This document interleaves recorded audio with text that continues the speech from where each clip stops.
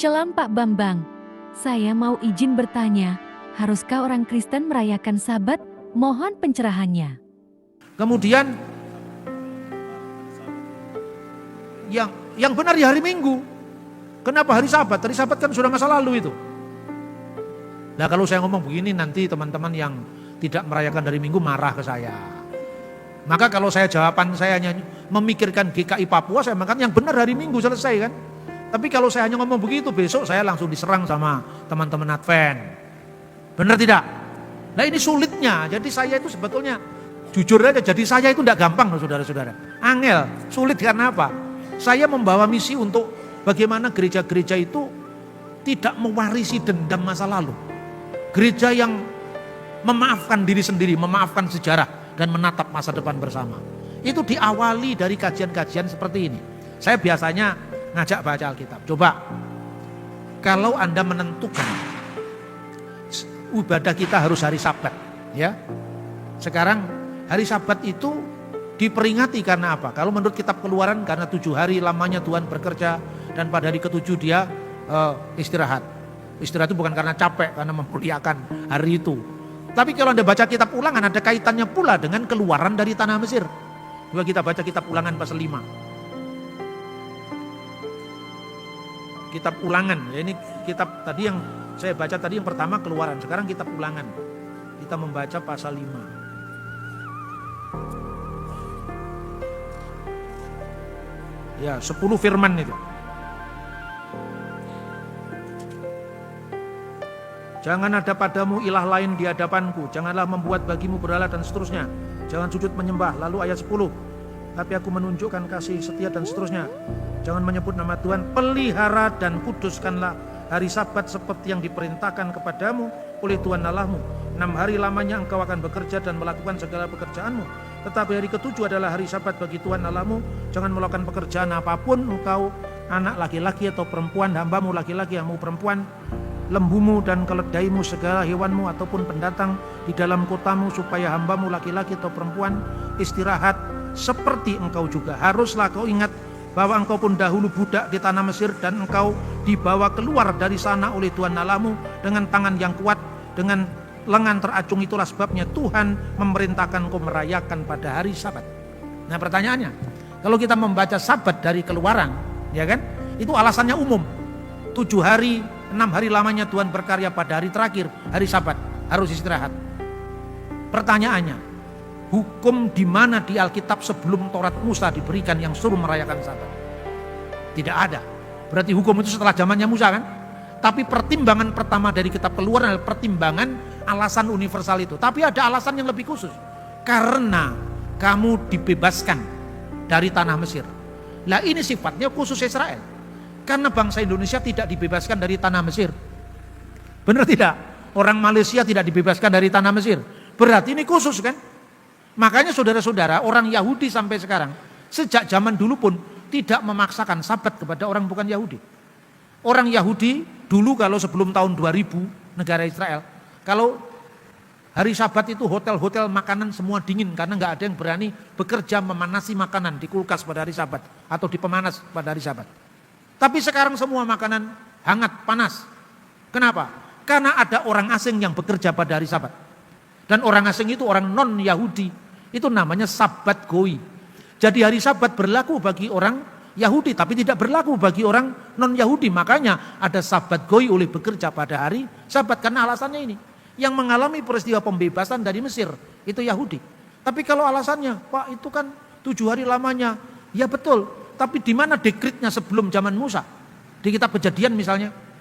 Banyak dari nenek moyang bangsa Israel, misalnya Abraham, melanggar Taurat kalau diukur dari ukuran Taurat Musa. Misalnya, jangan memasak anak kambing bersama susu induknya. Abraham melanggar itu karena menyuguhkan kepada tamunya daging anak lembu yang gemuk dan dade. Dade itu produk susu, seperti keju. Lah itu kan nggak boleh disajikan bersama daging. Apa dapat dikatakan Abraham melanggar ketentuan imamat Keluaran pasal 23 ayat 19? Tidak. Karena apa? Separuh dari kehidupan Abraham itu mewakili Ab-Hagoyim, bapak bagi bangsa-bangsa. Kapan itu? Sebelum dia disunat. Lalu mewakili bangsa Israel setelah dia disunat. Makanya sunatnya Abraham itu sunat perjanjian yang diawali dari putranya Ishak, umurnya 8 hari. Kalau ada orang lain mengklaim kami lebih setia pada Taurat Musa karena kami sunat umur 12 tahun. Itu bukan sunat Abraham, itu bukan sunat perjanjian, itu sunat tradisi. Iya kan? Kami lebih setia pada hukum Musa karena kami tidak makan babi. Kamu makan kelinci dan makan unta. Jangan hanya kamu sisakan satu kemudian kamu merasa lebih Musa daripada hukum Musa. Kita akan lihat sejarahnya secara detail dong, gitu. Nah, sekarang itu. Jadi artinya itu cara memahami Sabat. Kemudian, apakah sepenuhnya ritus Yahudi sama dengan Kristen? Tidak. Satu contoh Paskah. Apakah yang diperingati Paskah dari Paskahnya Yahudi? Keluaran dari tanah Mesir. Kapan tanggalnya? Setiap bulan purnama 14 bulan Nisan, malam tanggal 15 Nisan. Itu Paskahnya Yahudi. Pertanyaannya, waktu Paskahnya Yahudi itu apa yang mereka lakukan? Merayakan malam Paskah. Malam Paskah itu satu keluarga kumpul bersama. Kepala keluarga yang memimpin itu tentu laki-laki. Dan anak laki-laki yang baru bar miswah, umur 12 atau 13 tahun. Mengawali setelah menyalakan lilin, mereka mengawali dengan pertanyaan, apakah bedanya malam ini dibandingkan dengan malam-malam yang lain? Lalu kepala keluarga yang laki-laki itu mengatakan, inilah malam ketika Tuhan membaca kitab Ulangan tadi. Dengan tangan yang perkasa membebaskan dia dari tanah kita, dari tanah Mesir. Maka sekalipun kita punya kebijakan, kekayaan, tapi tidak ada yang mengalahkan kisah tentang Paskah. Lalu di situ ada potongan daging anak domba yang disembelih pada waktu Paskah itu. Potongan daging anak domba itu disajikan bersama sayur-sayur tertentu yang tumbuh di tanah suci dengan sejenis salad. Lalu ada roti yang tak beragi yang dipecah-pecahkan. Ada anggur. Nah, sekarang tibanya memecah-mecahkan roti. Roti dipecah-pecahkan lalu diberkati. Berkat dibaca kemudian mereka mengucapkan begini. Inilah roti sengsara yang dimakan oleh nenek moyang kita di tanah Mesir. Halahma annia diakalu afaktana bi'ar'a de Misraim dalam bahasa Aramaik. Lalu anggur dituangkan diberkati berkat piala anggur. Inilah anggur sengsara yang diminum nenek moyang kita di tanah Mesir. Yesus pun merayakan Paskah yang sama kan? Benar apa tidak? Di rumahnya seorang yang membawa kendi berisi air itu rumahnya Markus. Menulis Injil kedua, tempatnya di Yerusalem. Rumahnya menampung 120 orang. Apakah Yesus ada potongan daging anak domba waktu Paskah Yesus itu? Tidak ada, berarti penghayatannya beda lagi dengan Yahudi. Apa waktu potongan tidak ada daging anak domba, apakah Yesus waktu Paskah itu dia mengucapkan mecah-mecahkan roti memberkati? Ada. Tapi inilah roti sengsara yang dimakan nenek moyang kita di Mesir. Apakah Yesus mengatakan begitu? Tidak. Tapi dia mengatakan inilah tubuhku yang dipecah-pecahkan. Perbuatlah ini sebagai peringatan akan daku. Sejak saat itu ada peringatan yang namanya Ekaristi atau perjamuan kudus. Pertanyaannya, perjamuan kudus itu dilakukan pada hari apa? Tidak hari Sabat. Coba kalau misalnya dia pada perayaan-perayaan Yahudi, kumpul bersama orang-orang Yahudi yang belum percaya Yesus. Terus orang Kristen menjadi kepala dari perjamuan itu dan mengucapkan, inilah tubuh Yesus, kan dilempari batu. Karena sinagoganya kan masih sinagoga Yahudi yang menolak Yesus. Belum jadi Kristen. Makanya di mana orang Kristen melakukan perayaan khusus itu? Kita bisa membaca di Kisah Rasul ya. Kisah Rasul pasal 2 ya, pasal 2. Cara hidup jemaat mula-mula.